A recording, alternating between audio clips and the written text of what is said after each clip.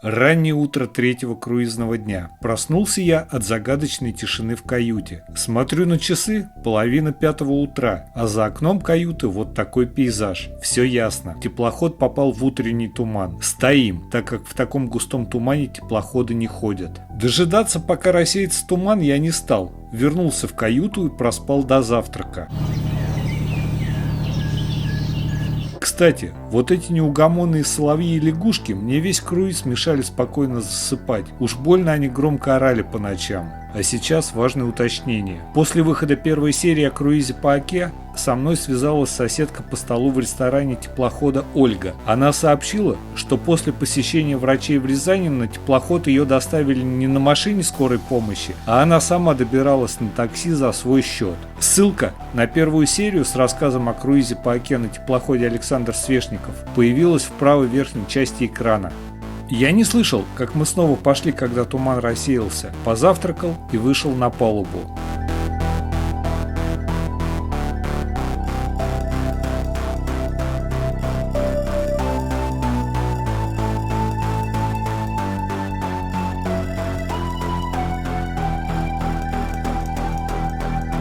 По левому борту Окский государственный биосферный заповедник. Я все ждал, когда на берег Оки выйдет лось или хотя бы кабан из заповедника. Но этого так и не случилось. А река Ока, да вы только посмотрите, все такая же узкая, берега прямо рядом и такая же петляющая. Все никак не хочет течь прямо.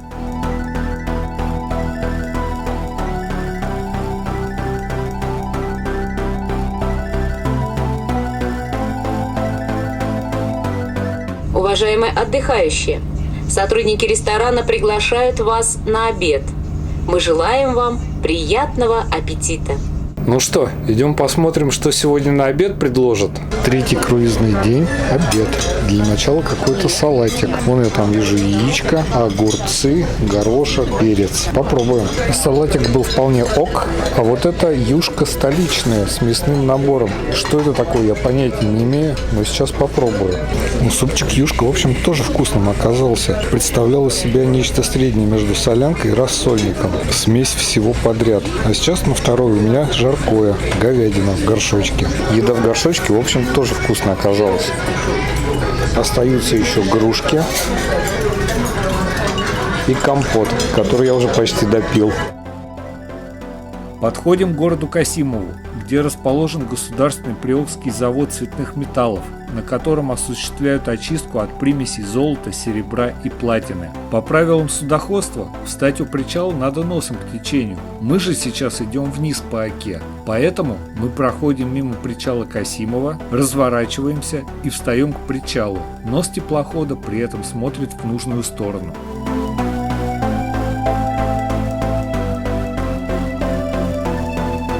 Касимов – провинциальный городок.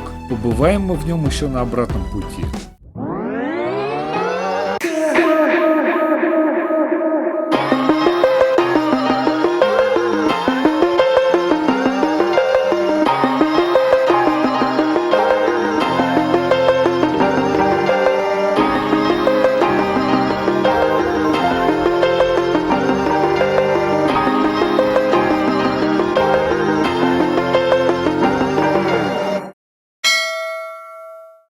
Рано утром мы прошли Муром. Как мне потом рассказали, у пристани в Муроме стоял идущий из Нижнего Новгорода в Москву теплоход Сергей Есенин.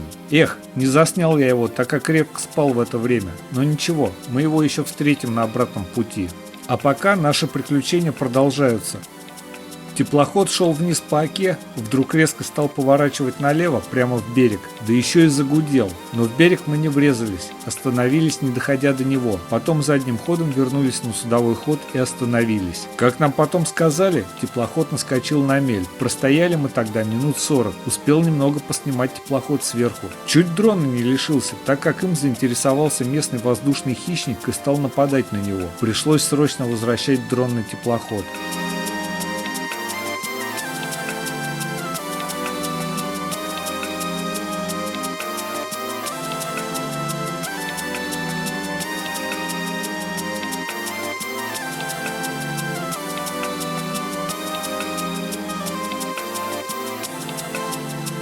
Да, на теплоходе постоянно проходили мастер-классы по рисованию. И вот в 4-й день круиза устроили выставку работ тех, кто впервые прикоснулся к этому занятию.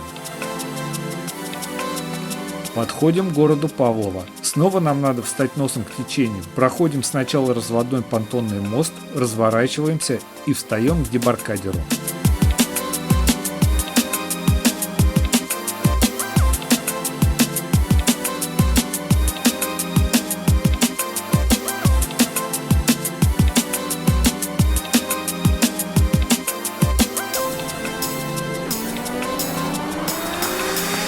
Я в Павлово, жарко здесь, а домики прикольные, хоть и полуразвалившиеся.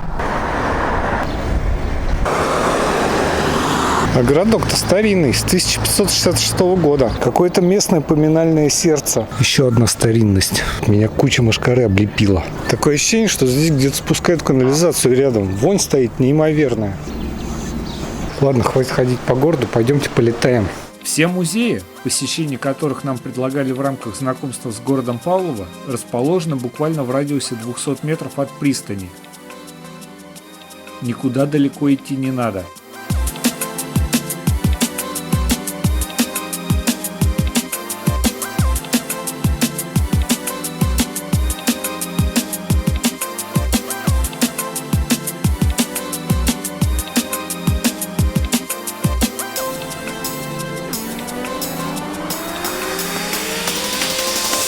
Кстати, вот этот Павловский понтонный мост в 2016 году я видел зимующим на территории Городецкого судоремонтного завода. Оказывается, не только теплоходы уходят на зимовку, но и понтонные мосты.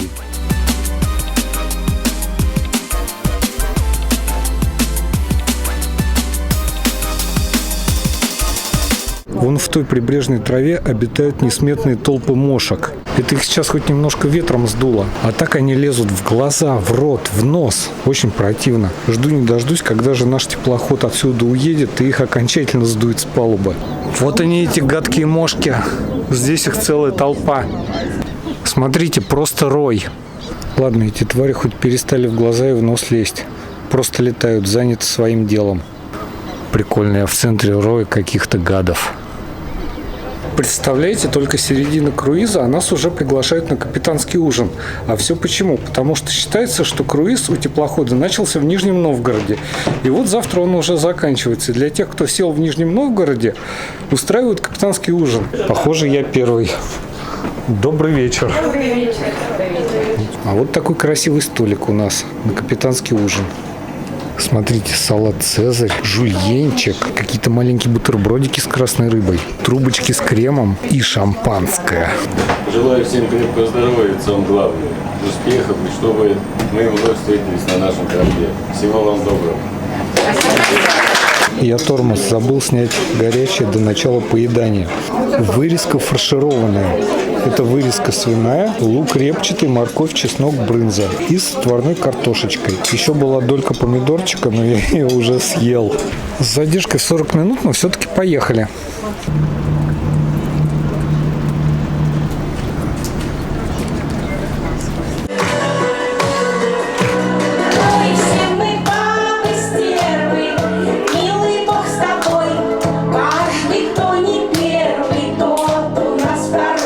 Праздничный прощальный вечер заканчивается, но мы ждем вас снова, конечно же, на нашем теплоходе, а с москвичами нам еще предстоит повеселиться, так что вы, друзья, не расслабляйтесь.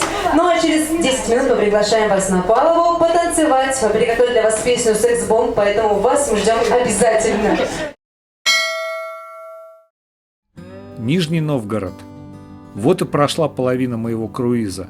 Значительная часть туристов покидает теплоход, так как круиз у них завершился. Но у кого-то, кто сядет на теплоход в Нижнем Новгороде, речное путешествие только начнется.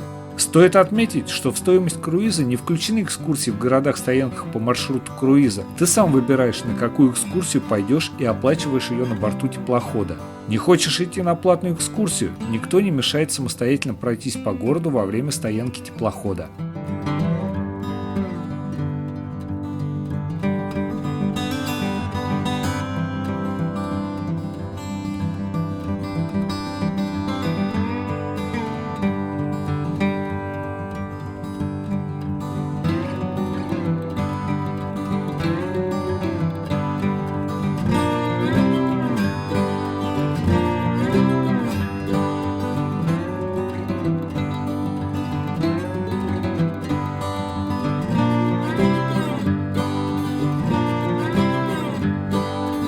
Знаете, я даже не мог предположить, что в круизе по Оке я встречу большие четырехпалубные теплоходы. Конечно, по Оке они не пойдут, а продолжат свой путь дальше по Волге. Но тем не менее, встретить их было довольно-таки интересно. Теплоход «Лунная соната». И к нему встает вторым бортом Семен Буденный.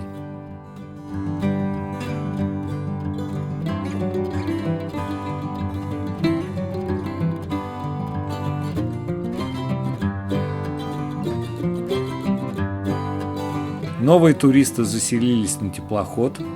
Покидаем Нижний Новгород. Поехали в Москву.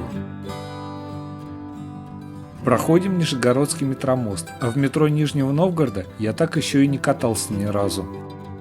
Молитовский мост.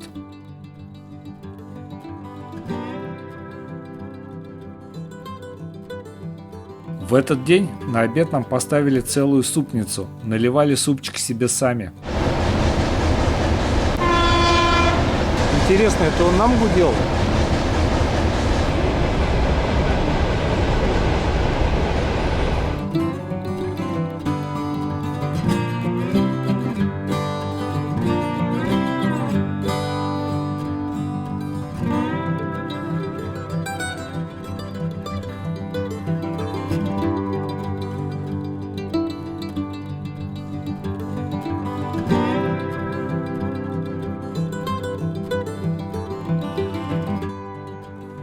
Шуховская башня на Оке служила раньше в качестве опоры линии электропередач через Оку. Глядя на эту башню, ощущаешь себя в Москве на Шаболовке, где-то в параллельной вселенной. Городок Горбатов. Здесь снимали фильмы «Сибирский цирюльник» и «Утомленные солнцем 2». Ну а мы продолжаем наше путешествие, теперь уже вверх по Оке. Снова Павлово, теперь ночью. Остановки здесь у нас не будет, проходим мимо.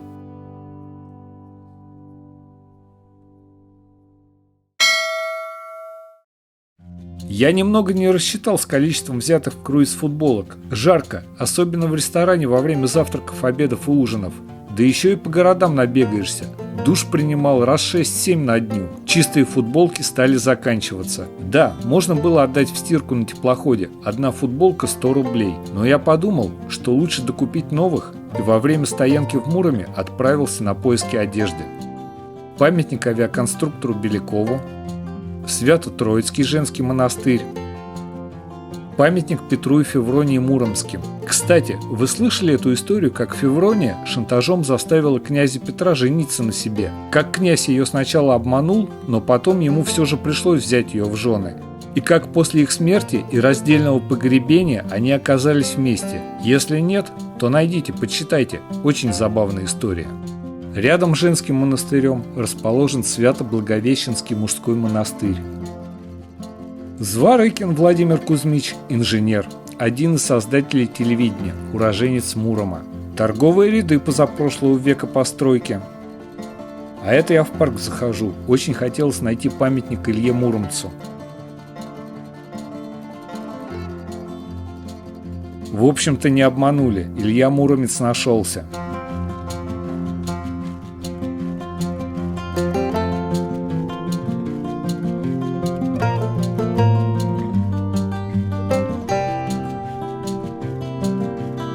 В Нижнем Новгороде столбы красно-белые, в Ульяновске бело-голубые, а в Муроме красные. Зачем их так красят, кто знает, напишите в комментариях. В Муроме даже местная прогулочная линия по Оке работает.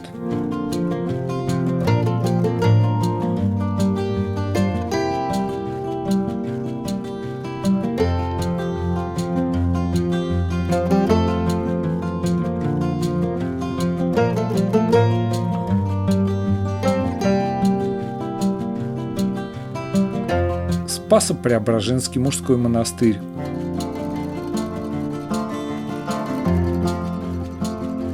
В общем-то, интересный городок оказался, но нам пора дальше.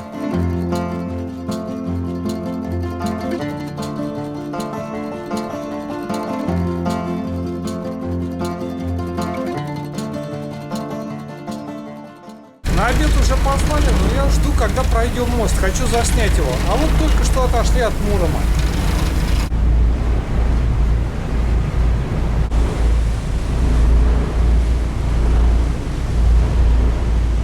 В этот день больше ничего примечательного не произошло. Только где-то гроза грохотала, и Солярий оккупировал рой каких-то летающих гадов. Снова Касимов. Вечером я забыл зарядить камеру и в город отправился налегке. Но вернувшись на теплоход, я, конечно же, полетал над городом. Лично мне Касимов показался самым грустным городом на нашем маршруте. Даже хотелось побыстрее покинуть его и отправиться дальше.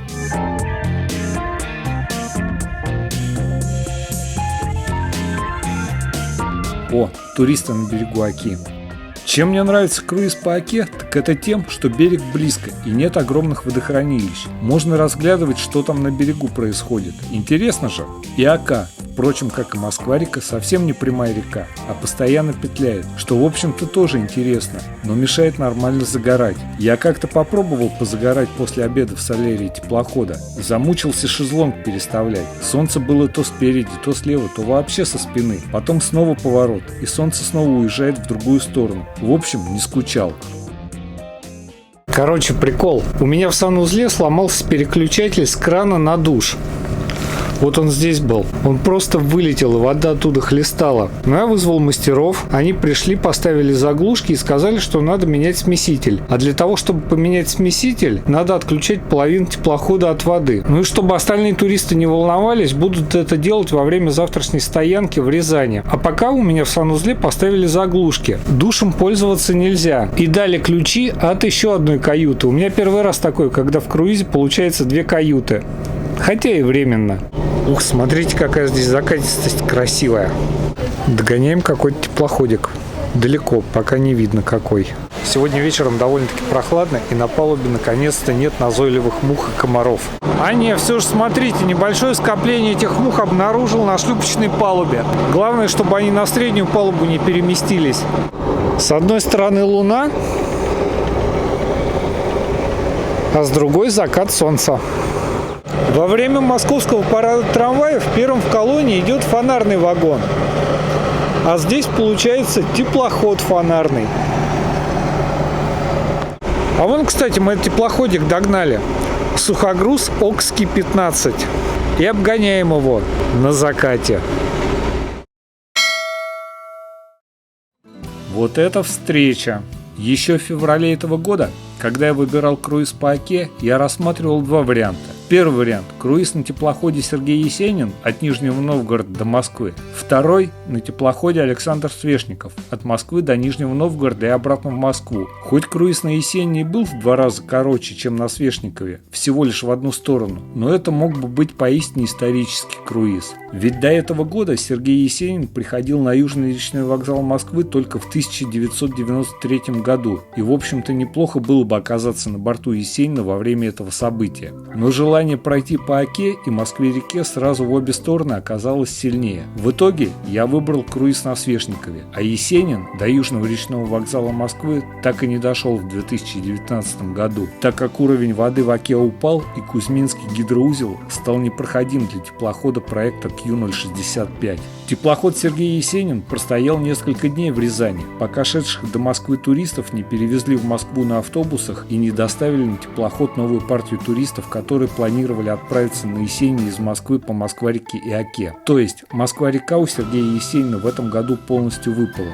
Кстати, буквально несколько дней назад, а именно 8 мая 2019 года, я посетил в Москве в Северном речном вокзале теплоход Сергей Есенин и отснял его интерьеры. Ссылка на обзор Есенина появилась справа вверху. И вот мне предстоит пройти сквозь Есенин, чтобы посетить Рязань. А если бы теплоход Сергей Есенин дошел бы до Южного речного вокзала Москвы, то, возможно, встретил бы я его в ходу на реке как встречку, и то, если бы снова не проспал. Я решил самостоятельно пройтись по Рязани. Река Трубеж, правый приток Оки, северная окружная дорога и вертикально подъемный мост через реку Трубеж.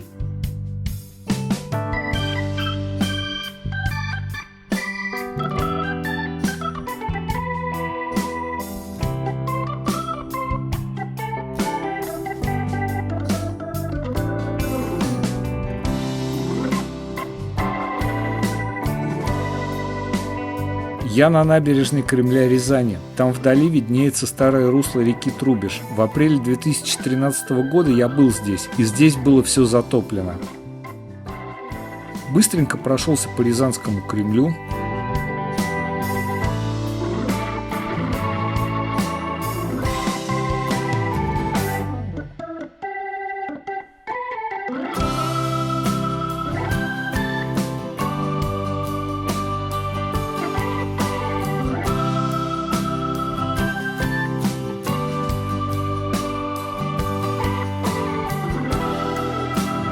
Прикольно получается. Частные домики и буквально в нескольких десятков метров Кремль. Да, собственно, эти домики и Кремль находятся на Кремлевском холме. Ну все, возвращаемся на теплоход. Ну я-то не посторонний. Вернувшись на теплоход, я, конечно же, полетал немного. Вон туда я ходил, к Кремлю. Река Трубеж, ее устье и Ока. Сверху хорошо видны все речные повороты. Да, в Рязани есть местная прогулочная линия. Можно от набережной Кремля прокатиться на ночном трамвайчике по рекам Трубеж и Ока.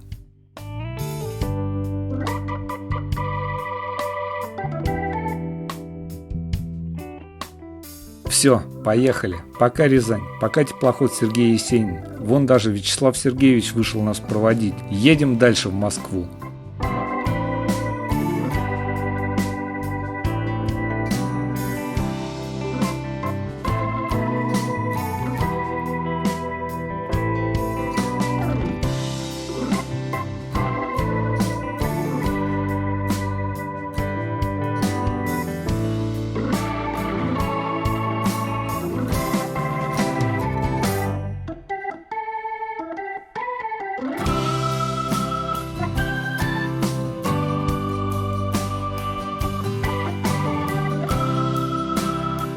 Во время стоянки в Рязани мне поменяли смеситель. Заодно и новую лейку повесили. Но только я теперь бьюсь об нее головой. Надо будет ее в раковину положить. Еще одна пассажирская встречка. На этот раз встретились с теплоходом Сергей Образцов. Субботнее утро. У Образцова тогда был круиз выходного дня в Константиново, и он как раз спешил туда. Ну а у нас по планам сегодня Коломна. Встали мы как раз почти напротив устья Москва-реки. Как же здесь не полетать? Летим над Окой к устью Москва-реки. Вон, какой-то состав из Москвы-реки в Оку идет. Обратите внимание, как отличается цвет вод этих рек. С высоты это очень хорошо заметно. Летим над Москва-рекой. Богоявленский, Старогалутвин, мужской монастырь. А это на переднем плане Щуровский железнодорожный мост. Ну и наш теплоход в Щурово. Кстати, на поверхности букв названия теплохода Александр Свешников зачем-то нанесли пленку, которая в солнечную погоду заставляет название теплохода переливаться всеми цветами радуги. Как-то это странновато смотрится, несерьезно. По-мультяшному, что ли. Покидаем Коломну. Теперь на твердую землю сойдем только в Москве. Слева Ока, а справа Москва-река. Торжественный момент. Входим в Москва-реку. Круиз по Оке закончился, начинается круиз по Москва-реке. А это нас решили порадовать очередной выставкой. Проходим мимо Коломны, мимо ее Кремля. Смотрите, как Москва-река поворачивает просто на 180 градусов. И я все же не перестаю удивляться тому, как же здесь петляют реки. Да и красиво это все вокруг.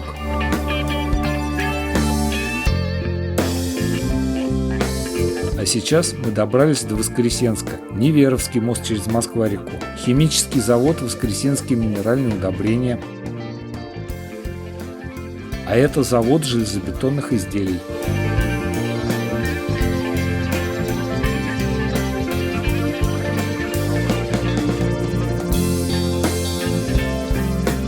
Вечереет. Настает заключительный вечер нашего весеннего круиза по Оке и Москва-реке.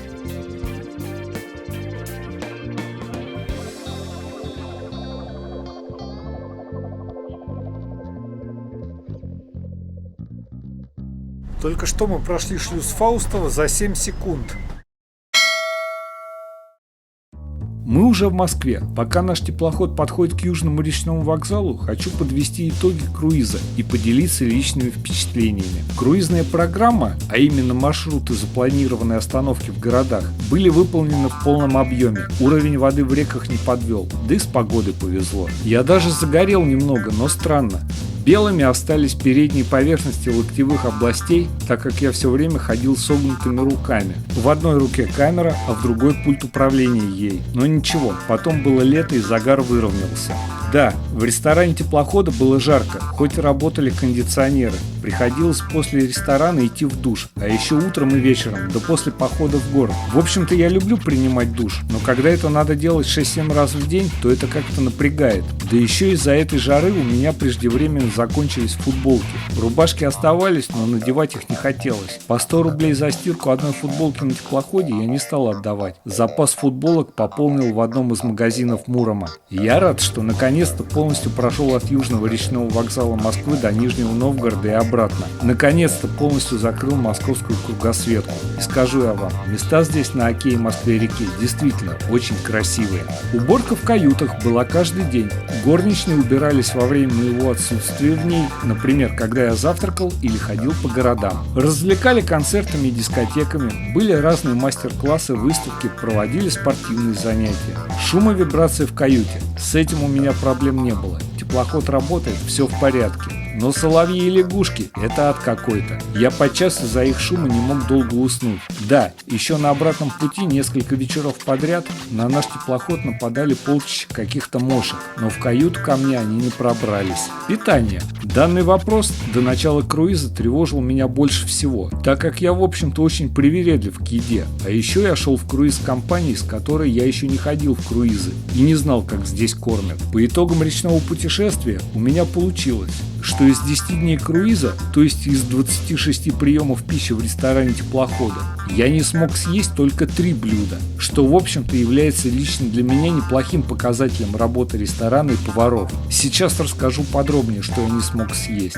Сначала был суп из говядины. Зачерпнув ложкой этот суп, я обнаружил неизвестные мне ингредиенты, какие-то белые комочки непонятно чего. Вкусный это был суп или нет, я не знаю, я просто не стал его есть. В другой раз я не смог съесть горячее. Рулет из курицы с гречкой и кубиками теплой свеклы на гарнир. Бррр, странное сочетание. Не зашло. А на причале-то никто и не встречает. Кто же примет Швартова?